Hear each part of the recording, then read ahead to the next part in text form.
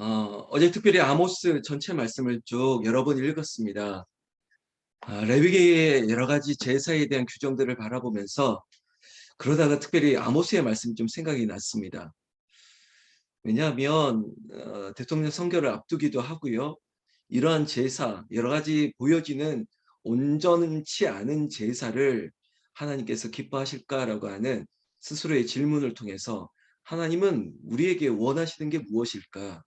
구약의 여러 가지 제사, 그 제사가 이루어지는 그 성소, 성전이라고 하는 그곳에 하나님이 계시는가? 이러한 질문들을 스스로에게 했습니다. 그러면서 아모스의 말씀, 드고아의 그냥 정말 무명의 한 사람이었습니다. 그저 평범한 직업을 가졌던 목자 아모스에게 하나님의 영이 임하고 그 시대의 아픔들을, 그리고 하나님의 말씀에 계획하심을 그 목자 되었던 아모스에게 예언하게, 그리고 계시하게 드러나게 했던 말씀입니다. 특별히 무엇이었냐? 이 북이스라엘의 멸망입니다. 사마리아의 멸망을 예고했습니다. 하나님도 마음이 아프신 거예요. 저 북이스라엘의 저 하나님의 자녀라고 하는 이 백성들이 하나님 앞에 불의했기 때문에 하나님께서 이 부분에 대해서 해결하시고자 하는 의지가 담겨 있습니다. 그래서 이 성경 말씀을 그저 분류상 선지서다, 소선지서다 얘기하기보다는 정말 어쩌면 저는 이게 아주 슬픈 노래로 가득 차여 있는 애가라고 말하는 게 나을 정도로 정말 슬픈 상황이 펼쳐지고 있으면서, 그리고 그리스도인들에게 또한 온전한 예배를 드려야 될 하나님의 백성들에게 다시 한번 슬픔이 변하여 기쁨이 되기를 원하는 사모함이 선지자 아모스에게도 있고요. 이 말씀을 동시대에 읽고 있는 우리에게도 어떻게 하면 이 무너질 것 같은 이 나라, 그리고 하나님께서 멸하시겠다고 했던 이 백성들, 다시 한번 이 나라와 백성들에게 어떤 희망과 어떤 소망을 가지고 다시 한번 하나님을 찾을 수 있을까? 그러한 생각을 가졌습니다. 그저 내가 살고 있는 대한민국을 비관하면서 바라본 것이 아니라 하나님 이 나라를 불쌍히 여겨주시고 이 나라 이 민족 위에 하나님께서 새로운 비전과 소망을 주실 줄을 믿습니다. 특별히 뭐 다 아는 얘기지만 우리가 대통령 선거를 앞두고 오늘 아마 출구조사를 끝나고 우리가 3일 밤 수요 예배를 드리는 시점에는 이제는 예측 발표가 이미 이루어졌고 아마 그 예측이 그렇게 되어질 것입니다. 결과에 대해서 궁금할 수도 있지만 우리가 이번 주일에도 말씀드렸지만 맡기고 그냥 잠이나 자자, 그냥 맡기고 기다리면 된다, 하나님이 하실 일들을 우리는 온전히 찾으면 된다라고 했죠. 그러면서 우리가 할 수 있는 것들이 뭘까? 결국 기도하는 것입니다. 기도하면서 하나님 앞에 더 예배할 수 있는 그 자리로 나아가는 것, 그것을 오늘 이 아모스의 말씀을 보고 서로 은혜를 좀 나눴으면 좋겠습니다. 자, 5장 4절부터 읽었는데요. 제가 짧게 얘기했지만 이 북이스라엘의 멸망을 앞두고 그래도 하나님께서 우리를 불쌍히 여기실 것을 이 아모스의 이 말씀에서 우리는 또한 보고 있습니다. 아모스가 이렇게 외치는 거예요. 4절에 여호와께서 이스라엘 족속에게 이와 같이 말씀하시기를 너희는 나를 찾으라 그리하면 살리라. 하나님의 마음을 대신 전하는 거죠. 참 여러분, 하나님이 어떤 분이신가? 저는 하나님 참 마음이 약하신 것 같아요. 그냥 정하고 그냥 하시면 되는데 항상 멸망시키겠다라고 작정하신 것 같으나 뜻을 돌이키시지 않습니까? 오늘도 북이스라엘의 이 사마리아의 멸망이 분명함에도 불구하고 하나님께서는 여지를 남겨두고 있습니다. 어떤 여지입니까? 회개하는 남은 자를 향한 하나님의 구원이 있을 것이라는 것이죠. 그래서 이 아모스 선지자를 통해서 아주 간단하게 말합니다. 나를 찾으라. 그리하면 살리라. 주의 이름을 부르는 자는 구원을 얻으리라. 오직 의인은 믿음으로 말미암아 살리라. 구원의 길을 열어주시는 거예요. 찾는 자에게, 구하는 자에게, 두드리는 자에게 열릴 것 같은, 너희가 살 길은 오직 하나밖에 없다. 나를 찾으라. 그리하면 살리라. 여러분, 이 5장 4절의 말씀이 여러분 구약의 복음입니다. 우리에게 주시는 전도의 말씀이에요. 우리가 이렇게 말씀하는 거예요. 여호와를 찾으라. 그리하면 살리라. 주 예수 그리스도의 이름을 찾으라. 그리하면 살리라. 이게 지금 이 절망스러운 슬픈 노래를 부르는 죽음을 앞둔 이스라엘 민족들에게 유일한 살 길입니다. 이 자리에 있는 여러분, 우리에게 살 길도 여호와에게밖에 없습니다. 하나님을 찾는 것밖에 없습니다. 그러면서 아주 의미심장한 말, 그리고 우리가 중요한 말을 5절에서 찾을 수 있습니다. 5절에 하나님을 찾으라 그리하면 살리라라고 얘기해 놓고 베델을 찾지 말라고 얘기하고 있습니다. 그리고 길갈로 브엘세바라도 들어가지 말아라. 여러분, 지금 말했던 베델, 길갈, 브엘세바 다 하나님의 성소가 준비되어 있던 곳이고 예배했던 곳입니다. 그런데 아이러니하지 않습니까? 하나님을 찾으라고 얘기했고, 여러분 벳엘이라고 하는 것이 그저 히브리어 말로 하더라도 하나님이 있는 집입니다. 하나님의 집이라고 얘기하는 베델. 그런데 베델을 찾지 말래요. 길갈도 브엘세바도 다 아니라는 거예요. 여러분, 이것은 우리에게 있어서 그저 교회라고 하는 건물 안에 무엇이 있다라고 말하지 않는다는 거예요. 우리에게 종교적인 삶이 아니라 진정으로, 신령과 진정으로 하나님을 찾아야 된다는 거예요. 그냥 모양만 흉내내지 말라는 거예요. 베델에 마치 예루살렘이 영원한 하나님의 도성이라서 여기에는 하나님이 당연히 계시기에 이곳은 무너지지 않을 것이라고 하는 그런 교만도 우리에게 없어야 된다는 겁니다. 간절한 마음으로. 여러분, 이 자리에 있는 우리에게 있어서 레위기를 보면서 어떻게 예비할 것인가에 대한 고민을 묵상하자고 했지 않습니까?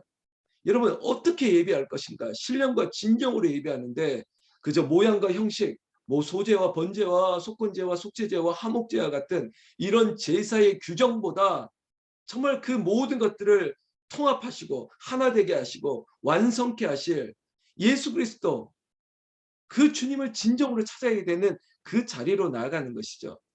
그래서 형식이 아니라 삶의 예배, 진정한 너의 중심의 예배, 그것을 우리에게 얘기하고 있습니다. 또한 믿음으로 사는 자라면 삶에서도 그 믿음이 보여져야 될 것을 얘기하는 것이라고요. 당시 북이스라엘의 멸망이 당연히 하나님 앞에 우상 숭배하고 하나님 앞에 불의했습니다. 그리고 믿는다고 하면서도 세상 속에서 우리가 화목제를 얘기하면서 속건제를 얘기하면서 서로 화목하고, 그리고 이웃들에게 정말 어떤 허물이 있다면 배상을 책임져야 될 정도로 사회적인 의, 이런 것까지 우리가 생각해야 된다고 얘기했죠. 예수 믿으면서 교회 안에서만 거룩이 아니라 삶에서도 거룩인데 지금 북이스라엘은 이 모든 것들이 무너졌어요. 제사도 온전하지 않았고요. 그리고 서로 간에 많은 허물과 서로 간에 정직함이, 선함이 사라졌습니다. 그러니까 베델도 길갈도 브엘세바도 건물이 아니라 너희 예배가 삶에 없다, 이것을 지적하고 있는 것이라고요. 힌트가 있습니다. 14절 말씀 조금 지나서 5장 14절 말씀에 너희는 살려면, 보십시오. 자, 그럼 살 길이 열렸다라고 설명을 합니다. 그런데 그 다음 구절이 의미심장합니다. 선을 구하고 악을 구하지 말지어다. 만군의 하나님 여호와께서 너희의 말과 같이 너희와 함께 하시리라. 뭡니까? 4절 말씀에 나를 찾으라 그리하면 살리라. 그러므로 너희는 살려면 뭘 얘기했습니까? 선이래요, 선. 그럼 물어야죠. 목사님, 선이 뭔데요? 악이 뭔데요? 만군의 하나님 여호와께서 너희의 말과 같이 너희와 함께 하시리라. 여러분, 하나님과 함께하지 않는 삶이 악한 것입니다. 하나님과 함께하는 것이 선한 것입니다. 여기에서 어떤 정의를 논하려고 하는 것이 아닙니다. 무너진 이스라엘, 패역한 이스라엘 백성들에게 그들이 하나님과 함께하는 것이 선인데 이미 하나님을 떠난 것이 악입니다. 그리고 그들 마음에 하나님의 마음이 없으면 이웃들에게 삶 가운데 아주 패역한 일을 하는 것입니다. 정의, 법이라고 하는 것이 없습니다. 공의라고 하는 한 영혼을 향한 불쌍한 마음도 없습니다. 아주 패역한 것이죠. 15절 말씀에 너희는 악을 미워하고 선을 사랑하며 성문에서 정의를 세울지어다. 만군의 하나님 여호와께서 혹시 요셉의 남은 자를 불쌍히 여기시리라. 여러분, 선을 그리고 악을, 분명히 우리는 이 부분에 대해서 무엇이 선인가 다시 한번 하나님 편에서, 하나님 보시기에 하나님이면, 예수님이라면 어떻게 했을까? 이 부분에서 사회를 바라보고 이웃들에게 삶으로 예배를 드려야 된다는 것입니다. 근데 지금 북이스라엘이 이게 다 무너졌던 거예요. 왜냐? 16절 보세요. 주 만군의 여호와께서 이와 같이 말씀하시기를 사람이 모든 광장에서 울겠고 모든 거리에서 슬프도다 슬프도다 하겠으며 농부를 불러다가 애곡하게 하며 울음꾼을 불러다가 울게 할 것이며 지금 삶의 모든 영역이 다 안타까운 지경에 그러니까 선이 사라지고 악이 폐역이 가득한 세상이라는 거예요. 모든 사람이 광장에서 거리에서 그들의 삶의 농부들의 울음이 끊이지 않는다. 여러분 서민들 백성들이 울부짖고 있다는 것입니다. 모든 영역이 다 무너진 거예요. 이거 어떻게 하면 좋겠습니까? 18절에 화 있을 진저 여호와의 날을 사모하는 자여 너희가 어찌하여 여호와의 날을 사모하느냐 그날은 어둠이여 빛이 아니니라. 그저 형식의 예배 하나님이 당연히 여기 있을 것이다 라고 말하지 말라는 것이에요. 형제와 화목하지 않고 그냥 재물을 하나님 앞에 드리면 다 될 것이라고 말하지 말라는 것이. 21절에 내가 너희 절기들을 미워하여 멸시하며 너희 성회들을 기뻐하지 아니하나니 보세요. 그렇게 온전하지 않는 예배, 형제들과 화목하지 않고 부부와 관계가 회복되지 않고 아니 어떤 그 제가 얘기했던 화목제 그리고 온전한 속건이 없이 그냥 형식으로만 예배드린다? 교회에 갔다 오면 되는 것입니까? 아니죠. 특별히 22절 보세요. 우리가 5가지의 제사의 방법들을 보았지만 너희가 내게 번제, 소제를 드릴지라도 내가 받지 아니할 것이래요.